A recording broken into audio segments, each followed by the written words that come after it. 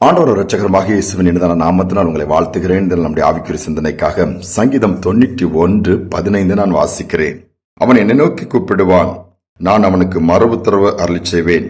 ஆபத்தில் நானே அவனோடு இருந்து அவனை தப்புவித்து அவனை கனப்படுத்துவேன்.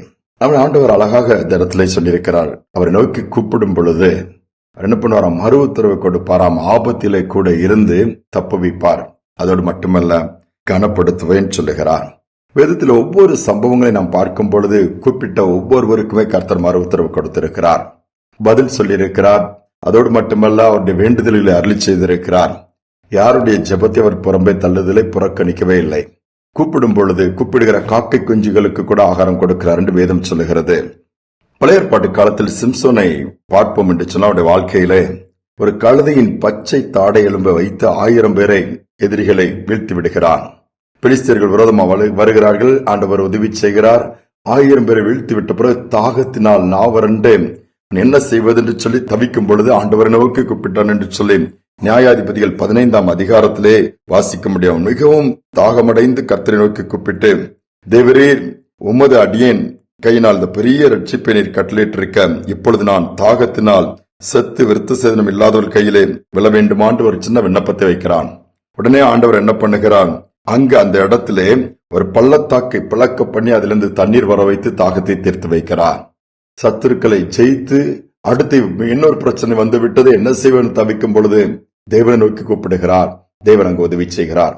நம்முடைய வாழ்க்கையிலும் ஒவ்வொரு சூழ்நிலையிலும் ஆண்டவரை நோக்கி முதலாவதாக கூப்பிட கற்றுக்கொள்ள வேண்டும், அல்லது ஆண்டவருக்கு தெரிவிக்க வேண்டும். தெரியப்படுத்தும் பொழுது கர்த்தர் அந்த காரியங்களை மாற்றுகிறார்.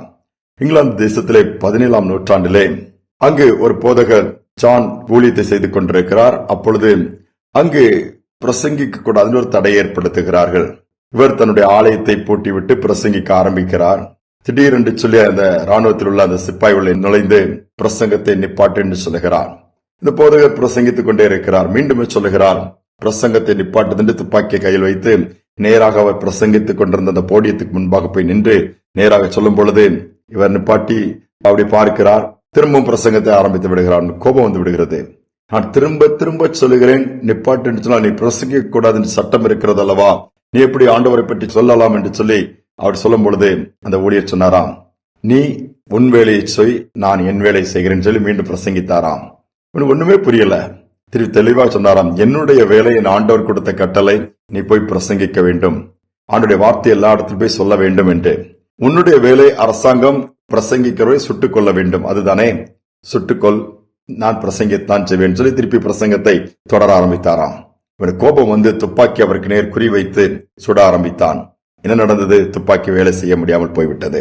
என்ன செய்ய தெரியவில்லை. இவனுக்கு ஒரு மாதிரி ஆகிவிட்டது. உடனே துப்பாக்கி எடுத்தான். வேகமாய் அந்த ஆலயத்தின் கதவை திறந்து வேகமாய் புறப்பட்டு போய்விட்டானாம். பாருங்கள், எவ்வளவு தைரியமாய் ஆண்டோருடைய வேலை நான் செய்கிறேன். ஆண்டவர் அந்த இடத்துல வெட்கப்பட விடவில்லை, ஏன் சாகவும் விடவில்லை. காப்பாற்றி அந்த இடத்திலே வல்லமையான காரியங்களை செய்கிறார். ஆபத்திலே அவனோடு கூட இருந்து அவனை தப்புவித்து அவனை கனப்படுத்துவேன் ஆண்டவர் சொல்லுகிறார். ஆபத்துல யாருமே கூட இல்லைன்னு நினைக்கிறீங்களா? யாருமே உதவி செய்ய வரல, தனியா மாட்டிட்டேன், நாங்க தான் கஷ்டப்படுறோம், என் நிலமதான் அப்படி சொல்லிங்களா? கர்த்தர் கூட இருப்பார். எதற்காக? தப்புவிக்க முடியாய். அதோடு மட்டுமல்ல, அந்த இடத்திலே கனப்படுத்துவார், கூட இருக்கிறதை காண்பிப்பார். இந்த நாளில் அப்படிப்பட்ட கிரியைகளை காரியங்களை கர்த்தர் செய்ய வல்லவரா இருக்கிறார். ஜெபிப்போம். அன்பின் தகப்பனே, புதிய நாளை கொடுத்த கிருபைக்காக நன்றி. அநேக இடத்துல ஆபத்தான சூழ்நிலையிலே, இக்கட்டான சூழ்நிலையிலே, பலவீனமான சூழ்நிலையிலே என்ன செய்வதென்று போராடி கொண்டிருக்கிற பிள்ளைகளை இந்த நாளில் நினைவு கூறுங்கப்பா.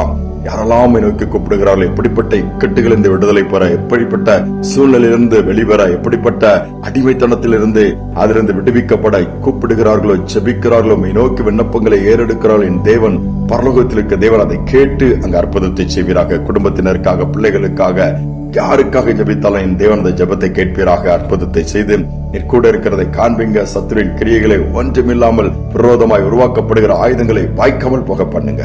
ஒவ்வொருவரும் செய்கிற கையின் பிரயாசங்கள் வாய்க்கட்டும். துதி கன மகிமைக்கு செலுத்துகிறேன். இயேசுவின் நாமத்தில் வேண்டிக் கொள்கிற நல்ல பிதாவே, ஆமேன், ஆமேன். ஆபத்தில் நம்மோடு கூட இருக்கும்படியான ஒரு தேவன் உண்டு. தப்புவிப்பார், கனப்படுத்துவார். இந்த சிந்தனையோடு இந்த நாளை தொடருவோம். மீண்டுமாய் நாளை தினம் சந்திப்போம்.